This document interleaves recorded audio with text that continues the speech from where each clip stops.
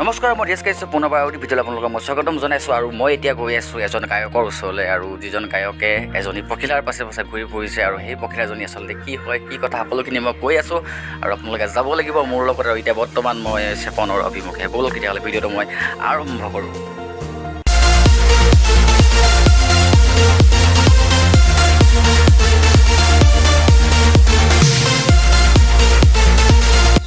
আৰু ফাইনেলি আহি মই পাই গ'লোঁ সেই পখিলাজনীৰ ওচৰত। আৰু গায়কজনে আচলতে পখিলাজনীৰ লগত কি কৰিছে সকলোখিনি কথা মই কৈ আছোঁ, গম পাব। আৰু এয়া মই ভিডিঅ' আৰম্ভ কৰিছোঁ।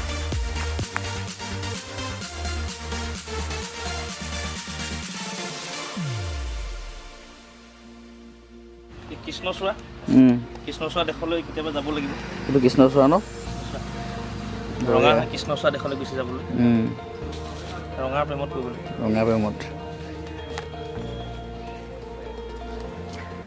নমস্কাৰ, পুনৰবাৰ আৰু ভিডিঅ'ত আপোনালোকক মই স্বাগতম জনাইছোঁ। অলপ আগত আপোনালোকক মই দেখাইছিলোঁ যে ক'লৈ গৈ আছোঁ, কি কাৰণে আহিছোঁ। আৰু থাম্বনেইলখন চাই হয়তো বহুতে বুজিব পাৰিছে আৰু বহুতে বুজি পোৱা নাই চাগে। আৰু এজন গায়ক, এজন কণ্ঠশিল্পীৰ কথা কৈছিলোঁ মই। আৰু যিজন কণ্ঠশিল্পীয়ে এজনী পখিলাৰ পাছে পাছে বুলি মই থাম্বনেইলত লিখিছিলোঁ, কিন্তু আচলতে পখিলা মানে হৈছে এখন নাৰ্চাৰীৰ নাম। আৰু মই সেই নাৰ্চাৰীখনত আজি আহি মই বৰ্তমান এতিয়া নাৰ্চাৰীখনৰ ভিতৰত আৰু অকণমান দেখাবলৈ মই আপোনালোকৰ আগত প্ৰয়াস কৰিলোঁ কিছু দৃশ্য। আৰু যিহেতু পুলি আজি মই যিমান মানে খুব সম্ভৱ বৰ বেছিকৈ দেখাব নোৱাৰিলোঁ, কাৰণ এইখিনি পুলি মানে বজাৰত যিহেতু আজি মানে দেওবাৰ হয়, তো গতিকে দেওবাৰ দিনটোত মানে এই নাৰ্চাৰীখনৰ পৰা বজাৰলৈ মানে পুলিবিলাক উলিয়াই নিয়া হয়। গতিকে অলপ পুলি কমকৈ আছিলে, আৰু ময়ো অহাটো আজি মানে এটা ভুল মানে বাৰত আহিছোঁ বুলি ক'ব লাগিব, আৰু যিহেতু আজি বন্ধ দিন। তাৰপিছত পোনপ্ৰথমে মই সেই কণ্ঠশিল্পীজনৰ ওচৰলৈ মই আহিব বিচাৰিছোঁ। আৰু যেতিয়া এটা সময়ত আমি CD এখন যিখন ডিছ আমি তেতিয়া DVD CD আছিলে, এখন ডিছ পায়। সেই ডিছত যিবিলাক আমাৰ গান ৰেকৰ্ডিং হয়, সেই গানবিলাক সেই ডিছখনৰ মানে যোগেদি আমি CD বা DVD ক'ৰবাত মানে এনেকৈ ভৰাই লৈ আমি প্লে' কৰিলেহে আমি গানবিলাক শুনিব পাৰোঁ। আৰু সেই তেতিয়াই 2012 চনতে গীত কৰিছিলে এজন গায়ক, আৰু নাম হৈছে সুমন নয়ন। আৰু সুমন দা মোৰ লগত আছে এতিয়া, আৰু আমি এতিয়াই নহয় আজি প্ৰায় 10-12 বছৰ এটা চিনাকি আছে আমাৰ। আৰু সুমন দাই এটা ভাল সুন্দৰ পদক্ষেপ আজি আপোনালোকৰ কাৰণে আগবঢ়াইছে বুলি কৈছোঁ মই। আৰু মই সুমন দাক অকণমান মোৰ ওচৰত বিচাৰিম। আৰু এয়া হৈছে সুমন দা। নমস্কাৰ। স্বাগতম জনাই সুমন দা মোৰ এই বিশেষ ভিডিঅ'টিলৈ। আৰু যিহেতু এজন গায়কৰ পৰা আৰু এখন নাৰ্চাৰীলৈ, এইটো আপোনাৰ মানে মনলৈ কেনেকৈ আহিলে যে মই এখন নাৰ্চাৰীও যে খুলিম, আৰু সংগীততো আপুনি টাইম দিবলগীয়া হয়, মানে ঘৰৰ কথা বাৰু নকওঁ, আকৌ এতিয়া নাৰ্চাৰী ক'ৰ পৰা কেনেকৈ কিয় আহিলে মনলৈ কথাটো? প্ৰথমতে এই গোটেই কথাটো কোৱাৰ আগতে তোমাক মই ধন্যবাদ জনাইছোঁ। ধন্যবাদ। তুমি আমাৰ এই পখিলা নাৰ্চাৰীত আজি তুমি পদধূলা পেলালা, তাকে ভাল লাগিছে তোমাক আহি। বহুত দিন পিছত লগ পাইছোঁ, আৰু লকডাউনৰ পিছত এনেকুৱা খোলা দিন এটা, খোলা মন এটা লৈ আমি লগ হৈছোঁ, হয় নে? তাকে বহুত বছৰ মূৰত লগ হৈছোঁ নেকি? নাই, দুবছৰটো হ'লেই আৰু দুবছৰ আমি লগ পোৱা হোৱা নাই, এনেই হাই হেল্ল হৈ থাকে। দুবছৰ পিছতে যেনেকৈ ওচৰত একেবাৰে বেছি ভালকৈ লগ পাইছোঁ। তাকে এনেই দুবছৰ বহুত আগতেতো একেবাৰে ওচৰা-ওচৰিকৈ ভাল লগাকৈ আছিলোঁ, একদম একেলগে অনুষ্ঠানো কৰোঁ, গান গাওঁ, আমি একেলগে কৰিছোঁ। কিন্তু সেই দুবছৰ পিছত আমি আজি এনেকৈ লগ পাইছোঁ। তাকে আচল কথাটোলৈ আহোঁ, একদম যে নাৰ্চাৰী এখনৰ সপোন বহুত দিনীয়া মোৰ। আৰু কি কয়, কামটোত আগবাঢ়িব পৰা নাছিলোঁ। যোৱা দুবছৰ কৰোণা কালত গুচি গ'ল। তাৰপৰা এইবাৰ অলপ ভাল দিন আহিছে, আৰু এই ভাল দিন অহা সময়খিনিতে মই পখিলা নামৰ এখন নাৰ্চাৰী আৰম্ভ কৰিছোঁ। তাকে আৰু তেনেকৈ আপোনালোকৰ আশীৰ্বাদ লাগিব, তোমালোকৰ আশীৰ্বাদ লাগিব। তাকে না, আমিতো সদায় আছোঁ। আৰু নামটো যে পখিলা দিলে কি কাৰণে? কাৰণ আচলতে নাৰ্চাৰী বুলি ক'লে সাধাৰণতে যদিও বিভিন্ন গছ, ফল, ফুলৰ পুলি নাৰ্চাৰীত পোৱা যায়, কিন্তু সাধাৰণতে মানুহে নাৰ্চাৰী বুলি ক'লে অকল ফুলৰ কথাই বুজে। আৰু ফুলৰ লগত পখিলা এটা ভাল নিবিড় সম্পৰ্ক আছে। সেইবাবে ভাবিলোঁ যে পখিলাই দিওঁ নামটো, সেইকাৰণে পখিলা নাৰ্চাৰী বুলি নামাকৰণ কৰিলোঁ। আৰু পখিলা আহি পেলাই যাতে এই নাৰ্চাৰীখনত পৰে, তাই আশা কৰিছোঁ। পখিলা পৰিলে ভাল লাগিব। আৰু ইয়াত এতিয়া হয়তো ইয়াত কিবা কিবি পুলি দেখিছিলোঁ মই মানে অলপ আগত। এতিয়া বেছিভাগেই দেখিছোঁ অলপ ভাল উন্নত জাতৰ কিছুমান বস্তু মই দেখিছোঁ। আছে এই আপেল বগৰী আছে, যিটো এতিয়া বজাৰত খুব ধুনীয়া চাহিদা তাৰ। আৰু এইটো নেকি বাৰু? এইটো আপেল বগৰী হয়, খুব ধুনীয়া। এইটো গ্ৰাফটিং পুলি। এইটো আপেল বগৰী, এইটো বগৰী অহা বছৰ লাগিবই। এইটো গ্ৰাফটিং হয়, খুব ধুনীয়া জাত। আমাৰ এতিয়া অসমত পূৰা চলি আছে আপেল বগৰী, মানে চাহিদা আছে ইয়াত। ই মানে দেখিবলৈ আপেলটোৰ নিচিনা, কালাৰ আপেলৰ নিচিনা, কিন্তু বগৰী হয়। বগৰী হয়, খুব ধুনীয়া। অসমত ইয়াৰ চাহিদা এতিয়া খুব বেছি। বহুত আছে আৰু মূল্যৱান আৰু এইফালে মই টেঙা পুলি দেখিছোঁ, কিবা টেঙা এইফালে লাগি আছে নেকি? এইটো অৰ্ণামেণ্টেল ন? অৰ্ণামেণ্টেল নেমু অঁ, এইটো লাগি আছে, এইটো লাগি আছে অৰ্ণামেণ্টেল নেমু। তাৰপৰা এয়া আছে তোমাৰ জ্যেষ্ঠ মধু। এইটো জ্যেষ্ঠ মধু, এই পাণত যে দিয়ে সেইটো নেকি? সেইটো জ্যেষ্ঠ মধু, জ্যেষ্ঠ মধু ছালটো হয় নাই? ছালটো পাতটো এই গোটেইকেইটাই ব্যৱহাৰ কৰিব পাৰি। ইয়াৰ এইবিলাকৰ দাম কিমান? এইবিলাকৰ জ্যেষ্ঠ মধু তোমাৰ 100 টকা। 100 টকা ন? 100 টকা। এইটো নেমু তোমাৰ 12 মাহ লাগি থাকিব। এইটো নেমু, এইটো 12 মাহীয়া নেমু তোমাৰ। এইটো গ্ৰাফটিং পুলি হয়, অহাৰ পিছত তোমাৰ আৰম্ভ হ'ব লগাটো। এইটো গ্ৰাফটিং নেমু পুলি 12 মাহ লাগি থাকিব তোমাৰ। তাকে মই আৰু এটা কথা কৈ থওঁ এইখিনিতে, সুমন দাই অকল নাৰ্চাৰী নহয়, এজন গায়কো নহয়, তেওঁ এটা ভাল চাকৰিও কৰে বাৰু।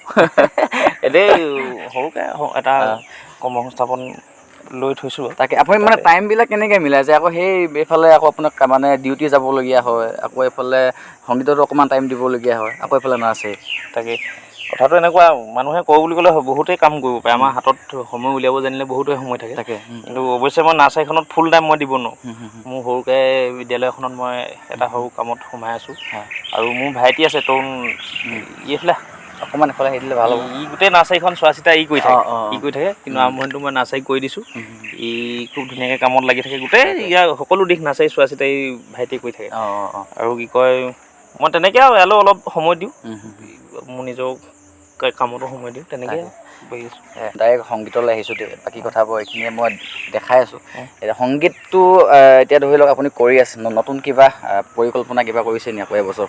আছে পৰিকল্পনা। এতিয়া মোৰ আগষ্টৰ পৰা কাম আৰম্ভ হ'ব। আগষ্টৰ পৰা 2টা কাম আৰম্ভ হ'ব। এটা আপোনাৰ বিহুৰীয়া গীত আৰু এটা সম্পূৰ্ণ বিহু। সম্পূৰ্ণ বিহু 2টা কাম আগষ্টৰ পৰা আৰম্ভ হ'ব। আৰু সেইটো তাৰ সম্পূৰ্ণ প্লেনিং হৈ গ'ল।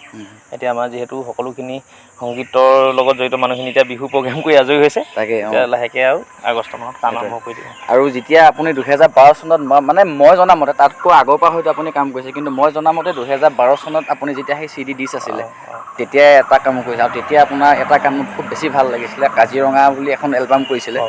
তেতিয়া কিবা তই চিঞৰি চিঞৰি ক'ব লাগিব ভনীতি কাজিৰঙা কাহিনী বুলি, আৰু সেই গীতটো কিন্তু মই প্ৰায় ষ্টেজত কিন্তু প্ৰথম গীতটো মই খালি মই গাওঁ, কিন্তু সেইটো মানে প্ৰথম কিন্তু সেইটো মই মানে আৰম্ভণি কৰোঁ আপোনাৰ গীত। মই সেই কথাটোকে ক'ব বিচাৰিছোঁ, সেই কাজিৰঙা কেছেটৰ যিটো চিঞৰি চিঞৰি ক'ব লাগিব গানটো, তুমি যিমানবিলাক অনুষ্ঠান কৰিছা, মই আজিকালি সামাজিক মাধ্যমত তুমি এইটো দি দিয়া, মই দেখোৱেই তুমি সেই গানটো গোৱা, আৰু তাৰ কাৰণে মই তোমাক ধন্যবাদ দিছোঁ।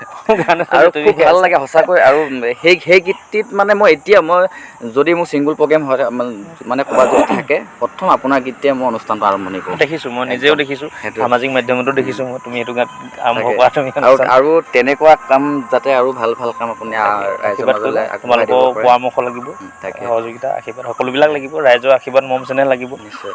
বছৰ বন্ধ হৈ গ'ল, আৰু সেই 2 বছৰ বন্ধখিনিৰ সময়ত বহুতে মানে মনত ভালকৈ যদিও মানে পুহিও ৰাখিছিলে, এটা ভাল কাম কৰিম, এটা ভাল গান কৰিম, যিহেতু এটা অৰ্থৰ অভাৱতো কিছুমান আমাৰ কাম কিছুমান সেই কথাটো আছে। 2 বছৰ কৰোণাই অকল সংগীত জগত বুলিয়ে নহয়, গোটেই সমগ্ৰ পৃথিৱীতে এটা সাংঘাতিক ধৰণৰ প্ৰভাৱ পেলালে অৰ্থনৈতিকভাৱে, আৰু তাৰ প্ৰভাৱ আমাৰ সংগীত জগততো পৰিছে। আৰু বিশেষকৈ আমাৰ অসমৰ সংগীত জগতখন সম্পূৰ্ণ বিহুৰ অনুষ্ঠানবোৰৰ লগত জড়িত, সম্পৰ্কিত। আৰু যোৱা 2টা বছৰে বহাগ বিহু নহ'ল, আৰু আমাৰ অসমৰ কণ্ঠশিল্পীসকলে বা এই মাধ্যমৰ শিল্পীসকলে এই অকল বিহুৰ মাহটোতে, বহাগৰ মাহটোতে এটা বছৰ ভাত কাপোৰ যোগাৰ কৰিলে, আৰু এই 2 বছৰত এটা হতাশাত নিশ্চয়কৈ ভুগিছোঁ। সেইটো হতাশাত ভুগিছোঁ।